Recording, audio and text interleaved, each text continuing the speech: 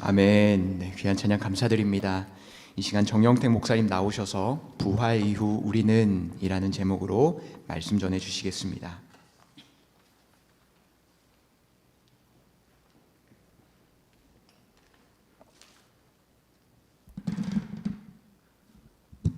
역사를 가름하는 표현으로 간단하게 BC, AD 이렇게 우리가 얘기합니다. 잘 아시는 대로 BC는 Before Christ, 예수님 오시기 전, 그리고 AD는 아노 도미니, 그래서 주님이 오신 때 혹은 주님의 오심, 그래서 역사를 예수님 전, 예수님 오신 후 이렇게 구분하는 것입니다. 무심히 지나가는 것 같지만 우리 세계의 역사를 예수님을 기점으로 해서 구분하고 있다, 이렇게 얘기할 수 있는 것입니다. 제가 이것을 생각하면서 우리 인생은 어떻게 얘기할 수 있을까? 우리도 BC가 있다. Before Christ, 예수 믿기 전. 그러면은 모태신앙은 어떻게 되나? 예수 믿기 전일까 아닐까? 여러분 어떻게 생각하시겠습니까? 모태신앙은 예수 믿기 전일까요 아닐까요? 좀 애매하죠? 여기서 우리가 생각할 수 있는 것이 무엇이겠습니까? 그럼 그 다음에 AD, 이제 AD라고 하는 말보다는 AC로 제가 얘기하겠습니다. 여기서 A는 애프터를 말하는 것입니다. AC, 그리스도 이후. 그러니까 예수님을 만난 이후. 모태신앙이라고 할지라도 BC라고 얘기할 수는 없지만은 개인적으로, 인격적으로 AC가 경험되었는가, 체험되었는가, 이것을 가지고 예수님 이전, 예수님 이후로 내 생애를 얘기할 수 있습니다. 그리고 그 다음에 세 번째, 이게 하나 더 있습니다. 이것이 오늘 여러분들과 말씀 나누려고 하는 것인데 제가 그냥 만들어 본 겁니다. 그것이 뭐냐면 AE, After Easter, 부활 이후. 여기서 우리는 인생을 세 가지로 볼 수 있는데, 하나는 Before Christ, 자연인으로서의 인생. 자연인으로서의 인생, 예수 믿기 전 자연인으로서의 인생이 있습니다. 그 다음 예수님을 만났다. AC, 이거는 거듭난 인생, 이렇게 말할 수 있는 것입니다. 그러니까 우리는 거듭난 인생이죠. 예수님을 만났기 때문에 거듭난 인생이 되었습니다. 얼마나 거듭나졌는지 가늠할 수 없지만, 또 많은 불안한 모습들이 있지만은 거듭남이 있습니다. 그 다음 부활 이후, 이것이 무엇이겠습니까? 영원한 인생. 우리의 인생은 자연적인 인생, 거듭난 인생, 그리고 영원한 인생. 근데 거듭남과 영원한 인생이 이게 뭐가 다를까? 뭐 크게 차이점은 없다고 얘기할 수 있습니다. 그러나 성경의 역사를 보면 이것은 굉장히 엄청난 변화를 우리에게 주고 있습니다. 간단하게 여러분도 잘 아시죠? 예수님의 제자들, 예수님 믿었죠. 3년 동안 따라다녔죠. 주는 그리스도시요 살아계신 하나님의 아들이시니이다 고백했죠. 그런데 어떻게 됐습니까? 배반했죠. 배신했죠. 도망갔죠. 비겁했죠. 부인했죠. 숨어 있었죠. 이게 어떤 모습일까요? 부활 이전의 모습입니다. 거듭났음에도 불구하고, 예수를 믿었음에도 불구하고 비겁하고 치사하고 치졸하고, 우리는 안 그럴까요? 예수 믿음에도 불구하고. 그런데 이런 사람들이 어떻게 됐습니까? 예수님을 위해서 전하고 증거하고 잡혀가고 매맞고 감옥에 가고 죽고 온갖 고난을 당하게 되었습니다. 언제부터? 부활 이후부터예요. 우리가 생각할 때 그냥 교회의 좋은 명, 부활절, 예수님 부활하셨습니다, 할렐루야, 그냥 하루 지나가는 것으로 부활절이 끝나면 의미가 있겠습니까? 부활신앙이라고 하는 것이 그리스도인에게 있어서 어떤 것인가요? 상상할 수 없는 파워를 가진 그런 삶의 실존자가 되었다는 것이죠. 그런데 그게 과연 우리에게 있는가? 주일을 지키지 않습니까?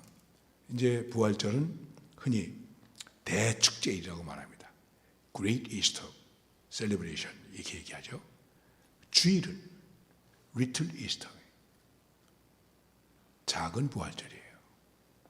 우리는 1년에 52번을 52주일을 그냥 지키는 게 아니라 작은 부활절을 지키는 거예요. 그래서 뒤풀이 되는 것 같지만은 이런 생각을 하셔야 돼요. 우리가 지난 일주일 동안, 엿새 동안 세상에서 살았습니다. 거듭난 인생이지만은 고달프게 살았습니다. 힘들게 살았습니다. 물론 즐겁게 살기도 했겠죠. 아프기도 합니다. 죽기도 합니다. 다치기도 합니다. 사고도 납니다. 그래서 어떡합니까? 오늘 다시 부활을 맞이하는 것입니다. 생명력이 있고 기쁨이 있고 은혜가 있고 충만이 있고 다시 도전하고, 이 부활신앙이에요.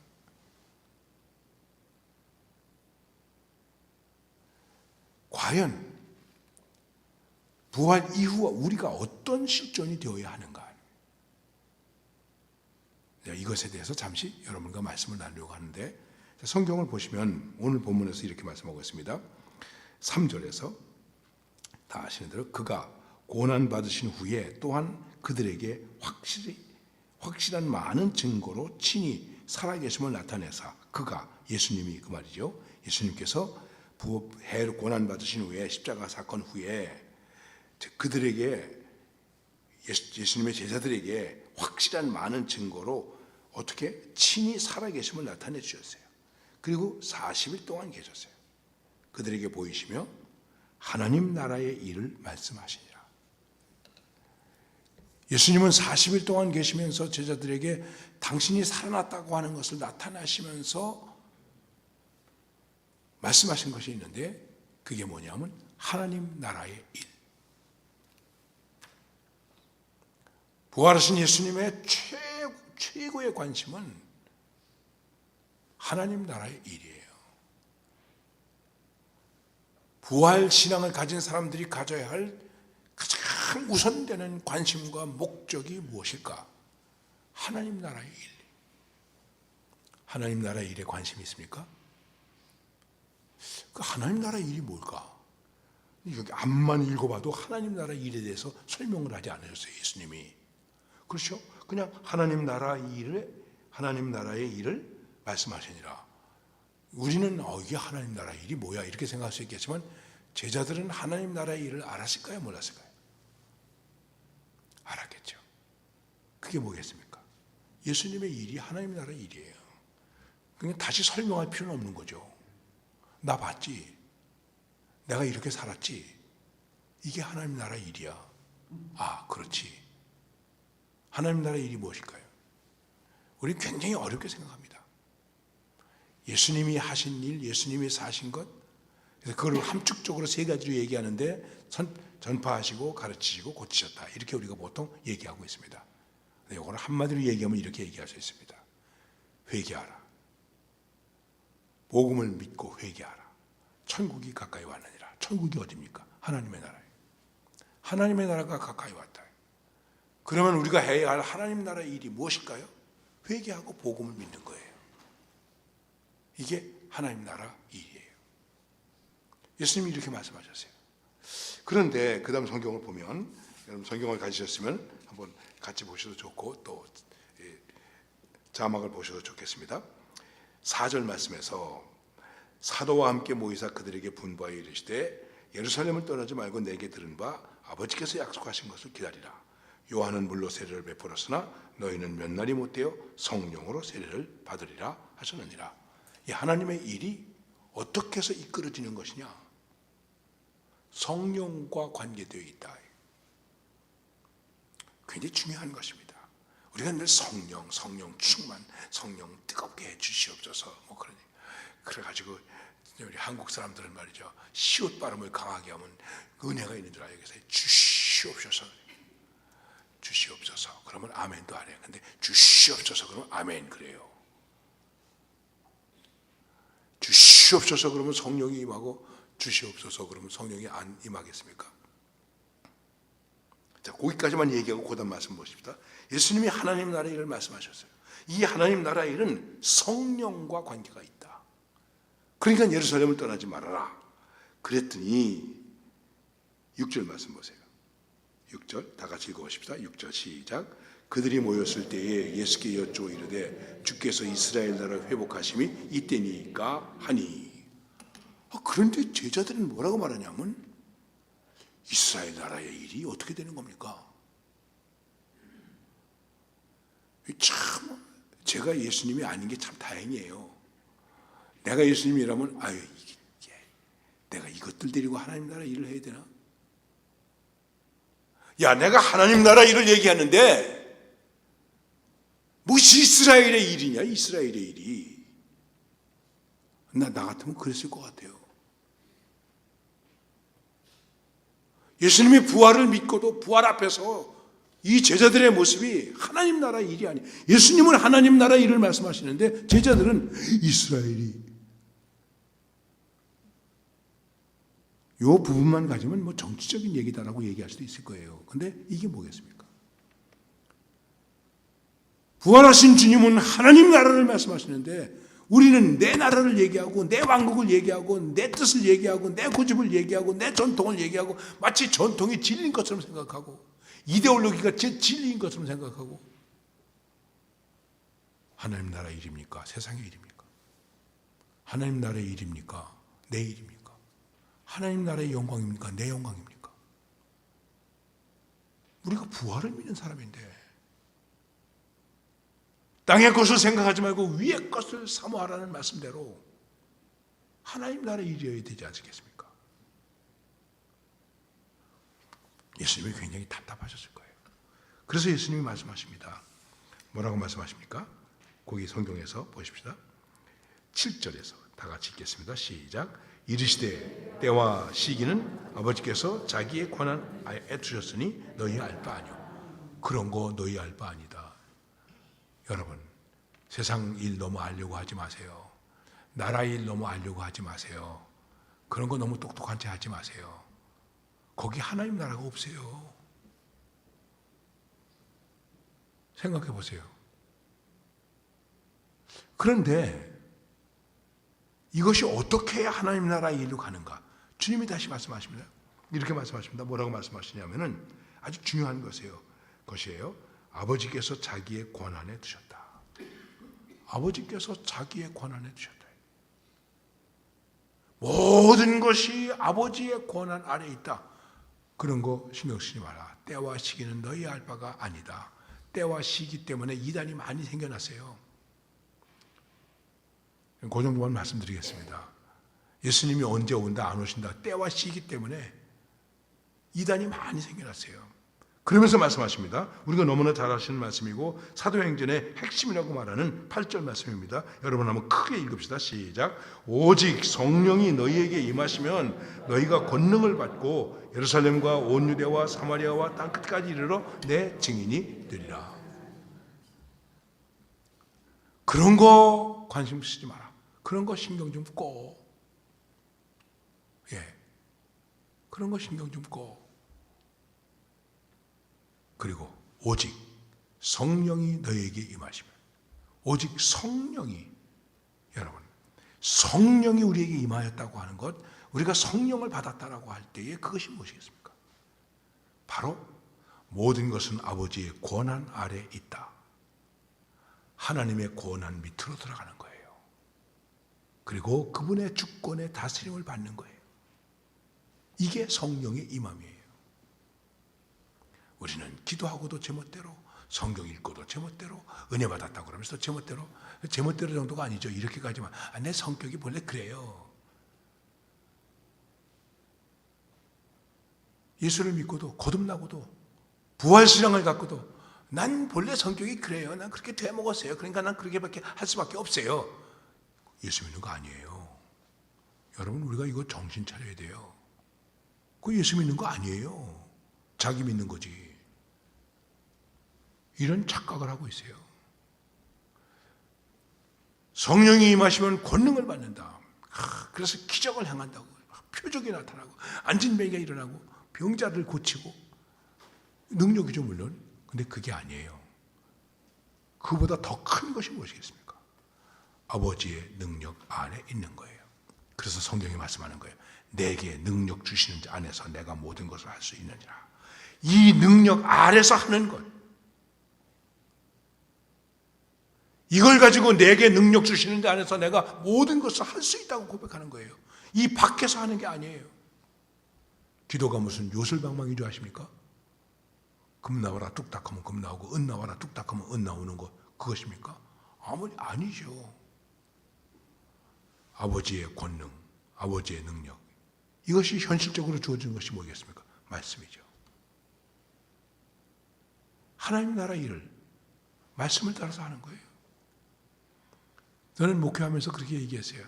교우들이, 목사님 제가 말씀에서 깨달았는데 오케이. 집사님이 말씀에서 깨달았다면 내가 무슨 말을 하겠습니까? 아무리 목사라도 좋습니다. 나는 받아들입니다. 인정합니다. 그런데 목사님 제 생각에는요, 아니죠. 그래서 저 목회 조금 힘든 사람, 목회를 좀 힘들게 한 사람 중에 한 사람이었어요. 저는 이렇게 말했어요. 재직회 당회할 때 새벽 기도 하지 않으면 발언하지 마세요.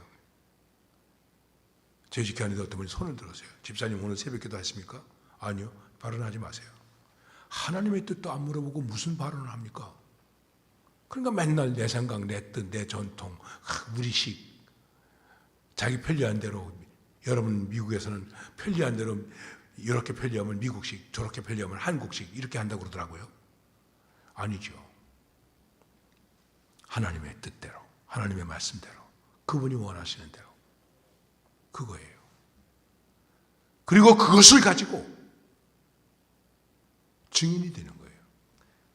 여러분이 성령이 임하셨다고 하는 말씀에 대해서 한번 성경을 보십시다. 구약에서 이사야 61장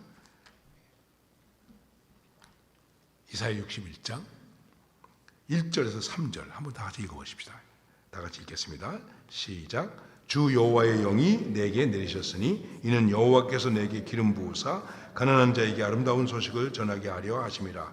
나를 보내사 마음이 상한 자를 고치며 포로된 자에게 자유를, 갇힌 자에게 노임을 선포하며 여호와의 은혜의 해와 우리 하나님의 보복의 날을 선포하여 모든 슬픈 자를 위로하되 무릇 시온에서 슬퍼하는 자에게 화관을 주며 그 죄를 대신하여 기쁨의 기름으로 그 슬픔을 대신하여 찬송의 옷으로 그 근심을 대신하시고 그들이 의의 나무 곧 여호와께서 심으신 그 영광을 나타낼 자라 일컬음을 받게 하려 하심이라.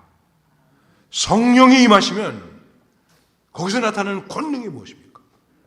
보내심을 받고 좋은 소식을 전한다. 그래서 고치고 살려주고 슬픔을 바꿔주고 이런 역사를 이루어낸다. 인생을 바꿔주는 일을 한다. 여러분, 인생을 바꾸는 일보다 더 큰 능력이 어디 있습니까? 어떻게 해서 내 인생이 바뀌어졌습니까? 무엇 때문에 바뀌어졌습니까? 내 생각입니까? 훌륭한 사람의 이야기입니까? 성령의 능력입니까? 바로 이 말씀이 신약에서 이루어지는데 어떻게 이루어지냐면은 누가복음 4장 제가 찾겠습니다. 4장 17절 18절에 보면 예수님이 사역을 시작하는 첫 번째에서 이 말씀이 나오는데 선지자 이사야의 글을 드리거늘 책을 펴서 이렇게 기록된 데를 찾으시니 곧 주의 성령이 내게 임하셨으니 이는 가난한 자에게 복음을 전하게 하려 하시고 내게 기름을 부으시고 나를 보내사 포로된 자에게 자유를 눈먼 자에게 다시 보게 함을 전파하며 눌린 자를 자유롭게 하고 주의 은혜의 해를 전파하게 하려 하심이라 하였더라. 예수님도 이 말씀의 성취를 가지고 일하신 거예요. 이게 권능이에요. 이 권능을 가지고 어떻게 해야 되는가? 예루살렘으로 가라. 예루살렘과 온 유대와 사마리아와 땅끝까지. 우리는 이 말씀을 가지고 쉽게 전도한, 교회가 전도해야 된다, 선교해야 된다, 그리고 그 선교를 확장해야 된다, 그런 식으로 얘기를 합니다. 맞습니다. 그렇습니다. 자, 하나님의 일은 성령과 관계되어 있습니다. 성령의 역사에 의하지 아니하고서는 하나님 나라에 일할 수 없는 것입니다. 그리고 그 하나님의 일을 위해서 일하는 사람을 증인이라고 말하는 것입니다. 그 증인은 어디를 갈까요? 예루살렘으로 가는 겁니다. 유대로 가는 것입니다. 사마리아로 가는 것입니다. 땅끝까지 가는 것입니다. 이 얘기는 부활신앙을 가진 사람의 실존은 어디에서든지 어느 곳에서든지 어느 때든지 증인이 되어야 한다. 이때는 증인이 되고 이때는 증인이 안 되고, 그게 아니고 어디에서나 예루살렘이든지 유대든지 사마리아든지 어디나, 그곳이 어디든지 우리는 증인이어야 한다. 여러분과 저가 서 있는 그 자리가 바로 어디가 있습니까? 땅끝이 되는 거예요.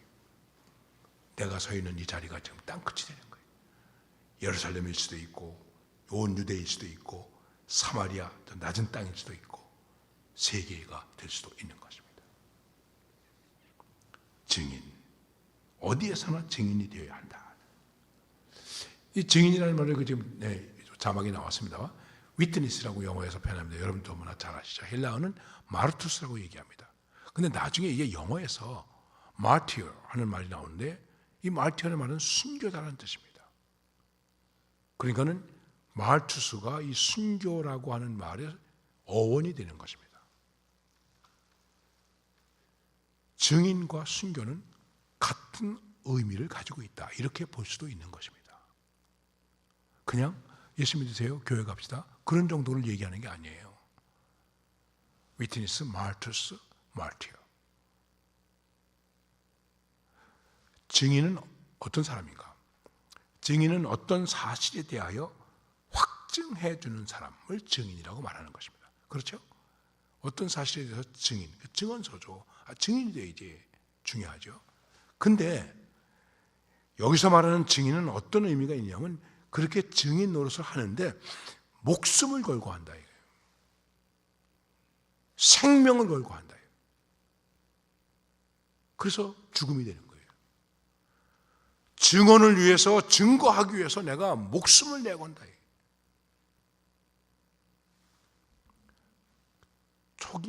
초기 교회사에서 순교자 얘기할 때, 기독교인 순교자를 얘기할 때, 아유, 순교자 이퀄, 순교자는 크리스천. 왜? 순교할 때 이 사람들이 뭐라고 고백하면서 죽었냐면, I'm Christian. I'm a Christian. 그래서 죽은 거예요. 증인은 순교자예요. 순교자는 그리스도인이에요.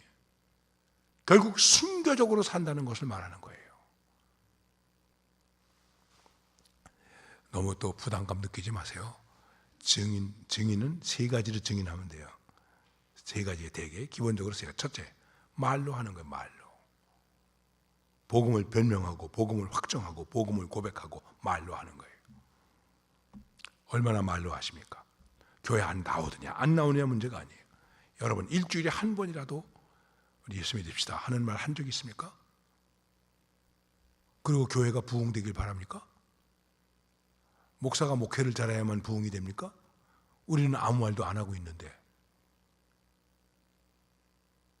그렇잖아요. 우리는 말로라도 예수님의 복음의 부활의 증인이 되어야 돼요. 그 다음에 두 번째는 삶으로. 예수 믿는 사람이로구나. 그러니까 예수 믿어야 되겠구나. 초대교회의 모습이 그랬어요. 그래서 핍절한 사람이 없으세요. 그리고 그 다음에 세 번째가 죽음으로.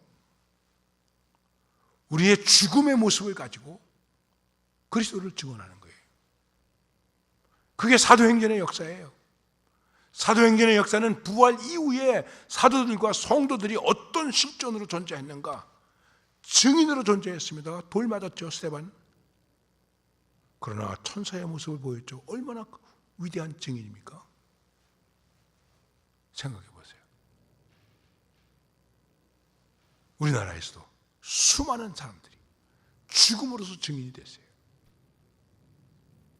지금 여러분들에게 보여주는 사진이, 그림이 야고보의 순교입니다. 사도행전 12장에 나타납니다. 야고보가 목베임을 당합니다. 여러분, 야고보와 관계되어 있는 얘기 하나가 있는데 그게 산티아고 길이에요. 산티아고가 스페인어로 야고보의 길이에요. 성 야고보, 산티아고. 미국의 샌디에고 있죠. 그 샌디에고가 바로 세트 제임스, 성 야고보를 말하는 것입니다. 저 야고보가 스페인까지 가서 복음을 전했대요. 그리고 예루살렘에 왔다가 잡혀서 순교를 당합니다. 순교를 당했고 나중에 제자들이 그리고 이 야고보의 시신을 스페인으로 옮겨서 스페인에다가 묻었어요. 스페인에서 선교했기 때문에. 그리고 나중에 잊어버렸다가 그 자리를 발견했습니다. 발견하고 거기다가 순례의 길을 만들어서 산티아고라고 하는 순례의 길이 생겼어요. 그게 한 850km쯤 되나요? 예, 그런 일인데 저도 한번 거기 걷고 싶은 마음이 있는데 오늘 많은 사람들이 갔다 온 경우가 있습니다. 자, 그건 좀 괜히 장황한 얘기해서 미안합니다. 그림을 잘 보십시오. 지금 야고보가 목베임을 당합니다. 그런데 야고보를 고발한 거짓 증인이 있었어요. 그 옆에 있는 사람이 거짓 증인이에요. 예수님에게도 거짓 증인이 있었죠. 그리고 야고보가 순교를 당합니다. 아주 기쁜 모습으로 기도하면서 순교를 당합니다. 그 모습을 보고 옆에서 야고보를 고발했던 거짓 증언을 했던 거짓 증인이 나도 예수를 믿겠습니다. 그래서 야고보 죽인 다음에 그 사람도 죽임을 당했대요. 죽음으로 증인이 된 거예요. 토마스 선교사가 우리나라에 와서 대동강에서 제너럴 셔먼호에서 이제 죽임을 당하지 않습니까? 그게 이제 배가 불타니까 배에다 이제 화공을 해가지고 불이 타니까 거기서 선원들이 나왔어요. 선원이 많지 않았어요. 10몇 명밖에 안 되는데 맨 마지막에 토마스가 나옵니다. 27살이에요 그때. 자루에다가 들고 나옵니다. 그러니까 우리나라 군인들이 죽이기 얼마나 좋습니까? 배에서 나오는 족족 죽이는 거예요. 그러니까 뭐 재판할 겨를도 없고, 따지고 토마스가 마지막 나오는데 박춘식이라고 하는 병졸이 그 사람이 토마스를 이제 죽이려고 칼을 가지고 간 거예요. 토마스 죽이려고 했더니 토마스가 그러면서 책을 하나 꺼내가지고 한문으로 된 성경이죠. 받으라고. 이걸 받을 수 있겠습니까? 그리고는 잠깐만 한 말이 와서 기도하고 그런데 죽였습니다. 그리고 나서 가만히 생각을 해보니까 도대체 그 사람이 나한테 주려고 그런 게 뭘까? 그걸 왜 주려고 그랬을까? 그리고 다시 가서 몰래 그 강바닥의 대동강변에 흐트러져 있는 성경책을 가지고 온 거예요. 한문을 낸 거죠. 읽고 감동을 받았어요. 그리고 30년이 지난 다음에 마펫 선교사님이 왔을 때 찾아가서 회개했습니다. 그리고 세례받았습니다. 그리고 교회 영수가 되었습니다. 저는 그래서 말합니다. 증인으로 사는 것, 복음의 씨를 뿌리는 것입니다. 부활 이후에 우리의 실존은 무엇이어야 되는가? 증인으로 존재하는 것입니다. 이 길은 쉽지 않습니다. 돌 맞죠? 비난받죠? 감옥에 가죠? 왜 맞죠? 죽음이죠? 그래도 가는 것입니다. 누가 막을 수 있겠습니까? 이 성령의 역사의 흐름은 누구도 막을 수 없습니다. 그래서 성령의 힘으로 하는 것입니다. 우리의 힘으로 하는 것이 아닙니다. 우리의 인내로 하는 것이 아닙니다. 우리의 전략으로 하는 것이 아닙니다. 그래서 오직 성령이 너희에게 임하시면 너희가 권능을 받고 그 권능은 고치고 전하고 살리고 길을 내고 기쁨을 주고 삶을 바꾸는 그런 권능입니다. 그냥 병자나 한 사람 벌떡 일어났던 그런 정도의 권능을 말하는 것이 아닙니다. 그거를 우리의 삶의 자리에서 하는 것입니다. 우리의 신앙은 거리의 신앙입니다. 방에 틀어박혀 있고 깊은 산속에 들어가 있고 그런 영성이 아닙니다. 증인의 영성은 거리에서 돌에 맞아 죽는 영성입니다. 바로 주님이 그렇게 하셨기 때문에, 주님이 말씀하셨죠. 선포하셨죠. 주님이 그렇게 사셨죠. 그리고 주님이 마지막에 십자가에서 죽으셨죠. 그 죽음을 보고 백부장이 뭐라고 말합니까? 정말 의인이네.